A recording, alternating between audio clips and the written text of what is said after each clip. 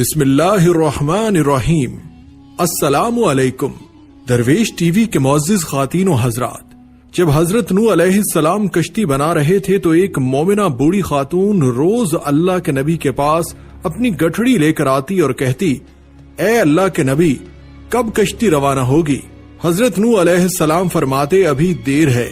وہ عورت شام تک بیٹھی رہتی اور پھر اٹھ کر گھر چلی جاتی اور اگلے دن پھر آ جاتی۔ ایک دن حضرت نوح علیہ السلام نے فرمایا کہ اے عورت، جب جانا ہوا تو تمہیں بتا دیا جائے گا۔ اس دوران عذاب آ گیا اور کشتی روانہ ہوگی، لیکن حضرت نوح علیہ السلام نے اس عورت کو نہ بلایا۔ ظاہری طور پر نوح علیہ السلام کو اس کو بلانا بھلا دیا گیا۔ طوفان نے پوری دنیا میں ہر طرف تباہی مچا دی اور جو بھی اس کشتی میں موجود تھا بس وہی زندہ رہا۔ جب طوفان تھم گیا تو ایک دن حضرت نوح علیہ السلام کے دل میں محبت اٹھی کہ شہر کو دیکھوں جہاں سے چلا تھا۔ وہاں آئے اور قریب جا کر دیکھا تو ایک جھونپڑی میں دیا جل رہا تھا۔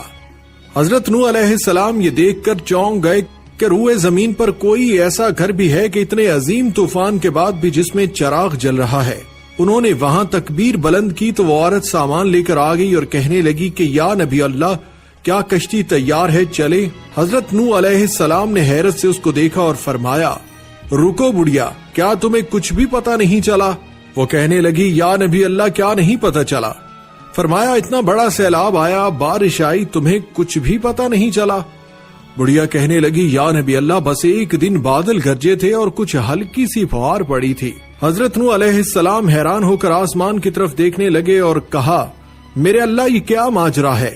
اللہ تعالیٰ نے حضرت نوح علیہ السلام پر وحی بھیجی کہ اے میرے پیارے نبی، اس عورت کے دل میں چونکہ تمہاری محبت تھی اور تم نے اسے پابند کر دیا تھا، اور چونکہ تمہارا اس سے وعدہ بھی تھا کہ نجات کی کشتی میں اسے لے جاؤ گے، تب جب کہ تم نے اپنا وعدہ پورا نہیں کیا، لیکن اے نوح، میں تو تمہارے وعدے کا ذمہ دار تھا، اس لیے میں نے اس بڑھیا تک عذاب پہنچنے ہی نہیں دیا۔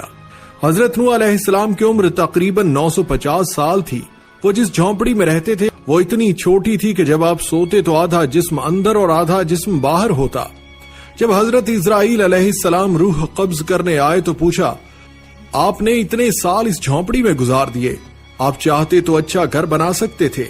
حضرت نوح علیہ السلام نے جواب دیا، میں نے تمہارے انتظار میں اتنا عرصہ گزار دیا۔ ملک الموت نے کہا، ایک وقت ایسا بھی آئے گا جب لوگوں کی عمریں 100 سال سے بھی کم ہوں گی اور وہ بڑے بڑے محل بنائیں گے۔ اس پر حضرت نوح علیہ السلام نے فرمایا، اتنی مختصر زندگی، اگر میں اس زمانے میں ہوتا تو اپنا سر سجدے سے ہی نہ اٹھاتا۔ حضرت ابن عباس رضی اللہ عنہ سے مروی ہے کہ اس کشتی کی لمبائی 1200 گز اور چوڑائی 600 گز تھی۔ حضرت سوری رحمت اللہ علیہ فرماتے ہیں کہ حضرت نوح علیہ السلام کو کشتی کے اندرونی اور بیرونی حصوں میں تار کول ڈامرا اچھی طرح سے ملنے کا حکم ملا تھا اور ہدایت کی گئی تھی کہ کشتی کے سامنے کا حصہ بلندی کو اٹھا ہوا ہو تاکہ وہ پانی کو چیر سکے۔ اس کشتی کی اونچائی 30 گز تھی اور اس میں 3 منزلیں تھیں۔ کشتی کے اوپر ایک ڈھکن تھا جس سے وہ بند کر دی جاتی تھی۔ گویا آج کے زمانے کے مطابق وہ عظیم آبدوز تھی۔ حضرت نوح کشتی بنانے میں مصروف تھے۔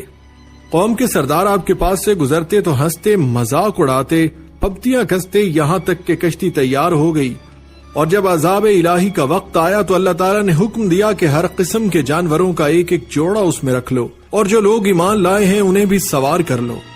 حضرت نوح نے احکام خداوندی کے مطابق سب کو سوار کر لیا اور عبادت الہی میں مصروف ہو گئے۔ آخرکار طوفان کے آثار ظاہر ہونے لگے اور دیکھتے ہی دیکھتے زمین کے ہر گوشے سے پانی ابلنے لگا، چے کو بہا کر لے جانے کے در پہ تھی۔ گویا قیامت کا منظر تھا۔ کشتی طوفان کی پہاڑ جیسی اونچی لہروں پر تیر رہی تھی۔ حضرت نوح علیہ السلام نے اپنے بیٹے کنعان کو دیکھا جو ایک اونچے مقام پر موجود تھا۔ انہوں نے کہا، اے بیٹے، ہمارے ساتھ کشتی میں سوار ہو جا اور کافروں کے ساتھ نہ رہ۔ اس نے کہا، ابا میری فکر نہ کرو، میں ابھی سب سے اونچے پہاڑ پر چڑھ جاؤں گا اور پانی سے بچ جاؤں گا۔ نوح علیہ السلام نے کہا، آج قہر الہی سے کوئی نہیں بچ سکتا۔ اسی اثناء میں ان دونوں کے درمیان پانی کی ایک بڑی لہر حائل ہو گئی اور وہ غرق ہو گیا۔ حضرت نوح علیہ السلام نے اپنے رب سے اپنے بیٹی کی مغفرت اور نجات کے لیے عرض کی، اے پروردگار، تو نے میرے گھر والوں کی بخشش کا وعدہ فرمایا ہے تو یہ بیٹا بھی گھر والوں میں سے ہے۔ اللہ تعالیٰ نے فرمایا، اے نوح علیہ السلام، وہ تیرے اہل میں سے نہیں ہے، کیونکہ اس کے اعمال اچھے نہیں ہیں۔ طوفان نوح میں پانی کی لہریں اس قدر بلند تھی کہ انہوں نے روئے زمین کے تمام پہاڑوں کو بھی چھپا لیا تھا۔ زمین پر کوئی بھی چیز زندہ سلامت نہ تھی، سب کچھ نیست و نابود ہو چکا تھا۔ حضرت نوح علیہ السلام کی پہاڑ نما کشتی تھی جو اللہ کی مدد سے پانی کی بلند و بالا بپھری خوفناک موجوں میں تیرتی پھر رہی تھی۔ حضرت ابن عباس رضی اللہ عنہ سے روایت ہے کہ کشتی میں 80 اشخاص تھے اور ہر ایک کے ساتھ ان کا کنبہ بھی تھا، اور یہ لوگ کشتی میں تقریباً 150 دن رہے، اور اللہ تعالیٰ نے کشتی کا رخ مکہ مکرمہ کی طرف پھیر دیا تھا۔ کشتی 40 دن بیت اللہ کے گرد چکر لگاتی رہی، اس کے بعد اس کا رخ جبل جودی کی طرف پھیر دیا گیا، جہاں وہ ٹھہر گئی۔ پھر حضرت نوح علیہ السلام نے اہل زمین کی خبر لینے کے لیے ایک کوے کو بھیجا۔ کوے نے زمین پر مردار دیکھے تو ان پر جھپٹ پڑا اور تاخیر کی، جس کی وجہ سے کبوتر کو بھیجا۔ کبوتر ایک زیتون کے پتے کو لے کر آیا اور اس کے پاؤں کیچڑ میں لتھڑے ہوئے تھے، جن کو دیکھ کر حضرت نوح نے اندازہ لگایا کہ زمین خشک ہو چکی ہے۔ حضرت نوح علیہ السلام جودی پہاڑ سے زمین پر اتر آئے اور ایک بستی تعمیر کی جس کا نام سمانین رکھا، یعنی 80 آدمیوں کی بستی۔ اسی دوران ایک مرتبہ صبح کو اٹھے تو ہر آدمی کی زبان بدل چکی تھی، یعنی 80 زبانیں ہو چکی تھیں۔ لوگ ایک دوسرے کی زبان نہیں سمجھ پا رہے تھے، تو حضرت نوح علیہ السلام ہر ایک کی ترجمانی فرماتے تھے۔